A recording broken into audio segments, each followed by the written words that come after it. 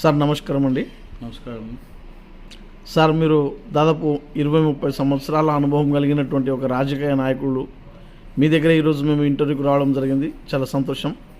ఇప్పుడు 9వ వార్డు నుంచి మీరు పోటీకి దిగుతున్నారు. ఇక్కడ ఇంతకుముందు ఇండిపెండెంట్ మొత్తం హిందుత్వ భావం కలిగినటువంటి వ్యక్తి ఉండే కౌన్సిలర్గా, ఇప్పుడు బీజేపీ పార్టీ తరఫున కూడా పెద్ద మొత్తంలో ఇక్కడ నుంచి సీటు రాబట్టుకోవాలని అనుకుంటున్నారు. అలాంటి పరిస్థితులలో మీరు కాంగ్రెస్ పార్టీ తరఫున ఇక్కడ పోటీకి దిగినలు కదా, ఏ నమ్మకంతో పోటీ చేస్తున్నారు? నమస్కారం, నా పేరు కె అరవింద్. మా భార్య అయినటువంటి కె మాధవి గారికి ఈ మున్సిపాలిటీ ఎన్నికల్లో దించడం అయింది, లేడీ రిజర్వేషన్ కింద.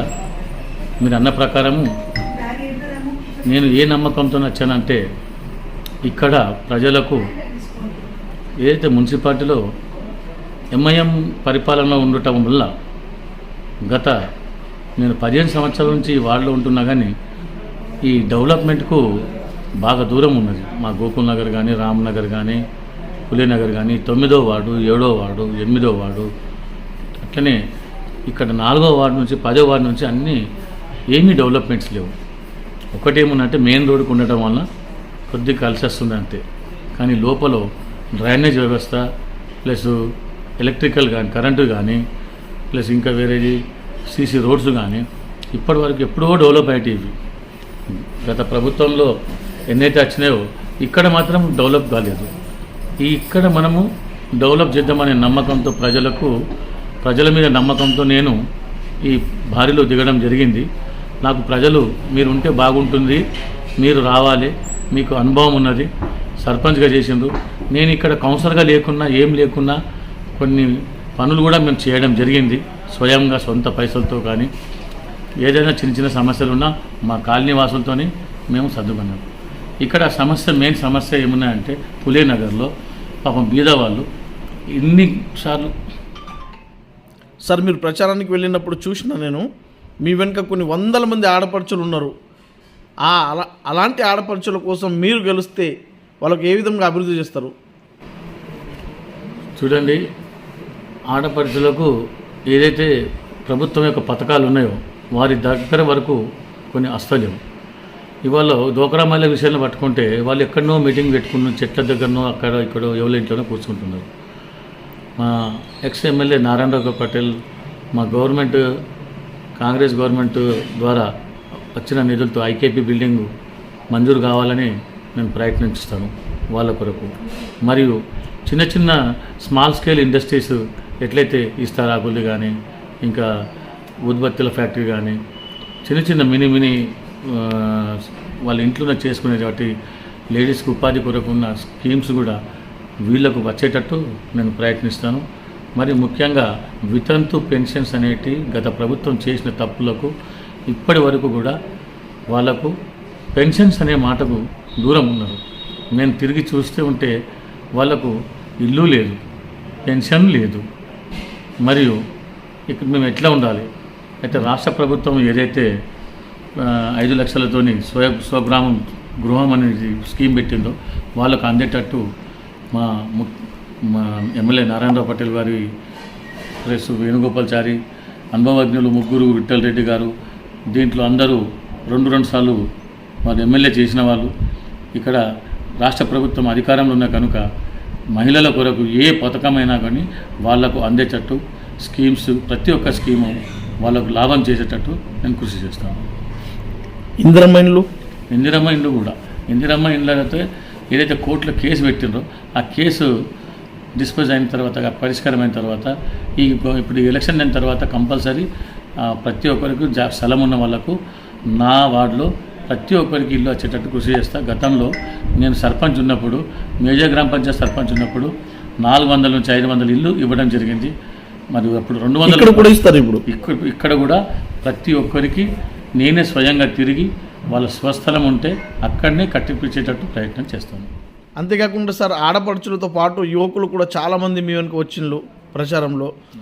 అంత ఉత్సాహం చూపినటువంటి యువకుల కోసం మీరేం చేస్తారు సార్? యువకులకు చెప్పాలంటే ఈ రోజులలో జాబ్ దొరకడం కష్టమైంది. వాళ్ళకు స్వయం ఉపాధి కల్పించడమే అనుకుంటున్నాను.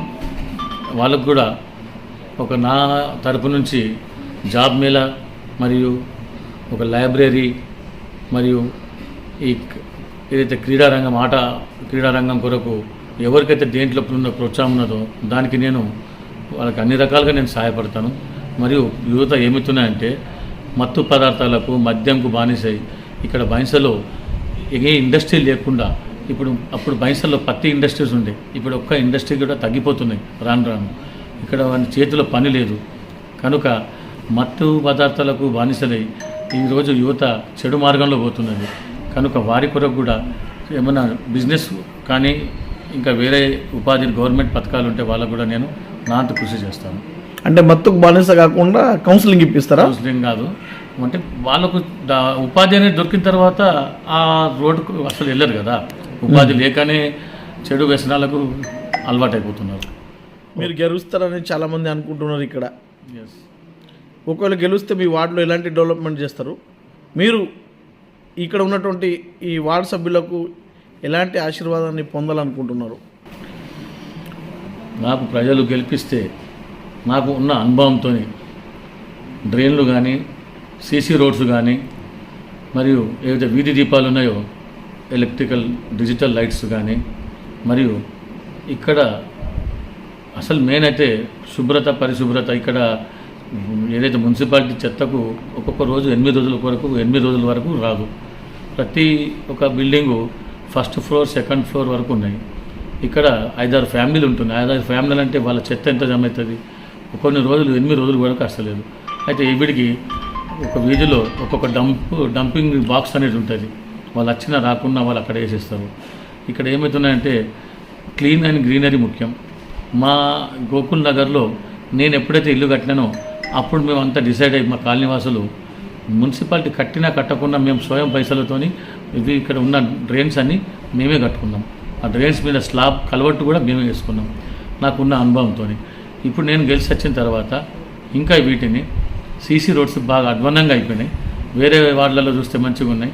ఇక్కడ పేరు గోకుల్ నగర్ అంత పెద్ద బిల్డింగ్స్ ఉన్నాయి కానీ రోడ్స్ మాత్రం డ్రైన్స్ చక్కగా లేవు, ఎలక్ట్రిసిటీ కూడా చక్కగా లేదు. ఇంకా ఏమైనా ఉంటే కాలనీవాసుల కోరిక మేరకు నేను అన్ని రకాలుగా నేను డెవలప్ చేస్తాను. వాళ్ళ ఆశీర్వాదాన్ని ఎలా పొందాలనుకుంటున్నారు? తులసిపార్ మాధవి అరవింద్ 9వ వార్డు అభ్యర్థిగా మా భార్యకు నిలబెట్టడం జరిగింది.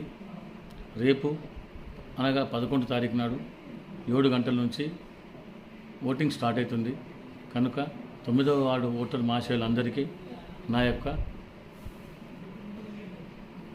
విన్నపము, భారీ మెజార్టీతో చేతి గుర్తుకు ఓటు వేసి గెలిపించాలని కోరుతున్నాను. ఎందుకంటే మన రాష్ట్ర ప్రభుత్వము కాంగ్రెస్ ప్రభుత్వము రేవంత్ రెడ్డి గారు బాగా యాక్టివ్గా ఉన్నారు.